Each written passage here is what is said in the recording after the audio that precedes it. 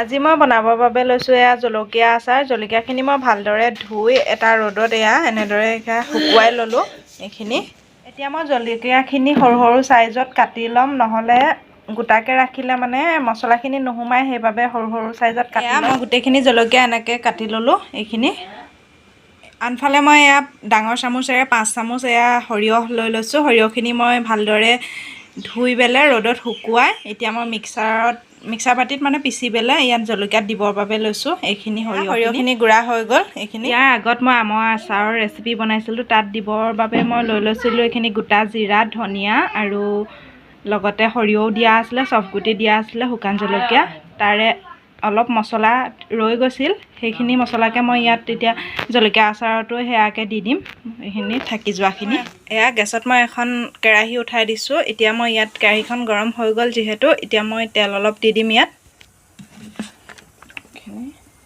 তেল দি লৈছোঁ অলপ।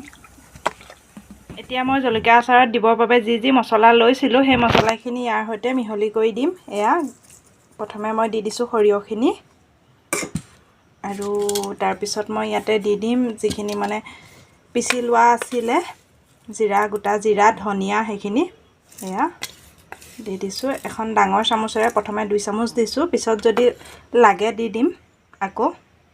তাৰপিছত ইয়াত মই কালাৰৰ বাবে অকণমান হালধি দি দিছোঁ এয়া, আৰু অলপ দি দিওঁ ৰেড চিলি পাউডাৰ এয়া কালাৰৰ বাবে। এইখিনি বহুত বেছি নিদিওঁ, অকণমান দিছোঁ।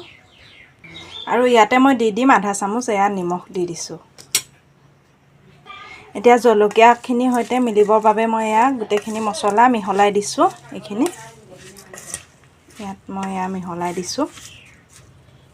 ইয়াতে মই এতিয়া এটা বস্তু দিব আছে, অলপ ভিনেগাৰ দি দিম আচাৰখিনি যাতে বহুত দিনলৈ ভাল হৈ থাকে, সেইবাবে মই ভিনেগাৰ দিম।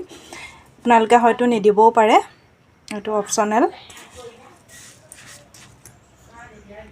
ইয়াতে মই এয়া ভিনেগাৰ দিছোঁ, এইটো মই এটা নিজে জোখত দিছোঁ বাৰু। এইখিনি মই এতিয়া ভিনেগাৰখিনি দিয়াৰ পিছত পুনৰ মই এনেদৰে এয়া মিহলাই দিছোঁ। মই এতিয়া তেলখিনি এয়া দি দিছোঁ। তেলখিনি আটাইখিনি দি দিলোঁ। তেলখিনি দিয়াৰ পিছত মই পুনৰ এইখিনি মিক্স হ'বৰ বাবে এনেদৰে লৰাই দিছোঁ।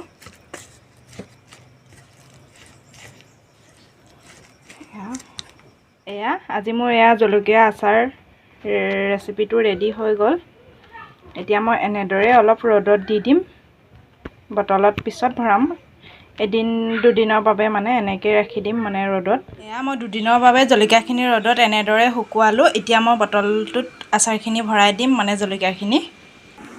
আৰু আপোনালোকে এটা কথা মন কৰিব, যাতে বটলটোত অকণো মানে পানী লাগি থাকিব নালাগে, নহ'লে যদি পানী লাগি থাকে তেতিয়া আচাৰখিনি ভেঁকুৰ উঠি যোৱাত সম্ভাৱনা থাকে, সেইবাবে অকণো পানী লাগি থাকিব নিদিব। এয়া মই আটাইখিনি মই জলকীয়া বৈয়ামটোত ভৰাই দিলোঁ এইখিনি। এয়া চব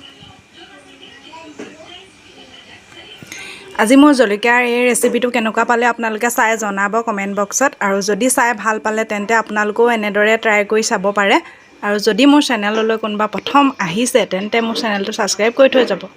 লগতে ভিডিঅ'টি শেষৰলৈকে চোৱাৰ বাবে বহুত বহুত ধন্যবাদ।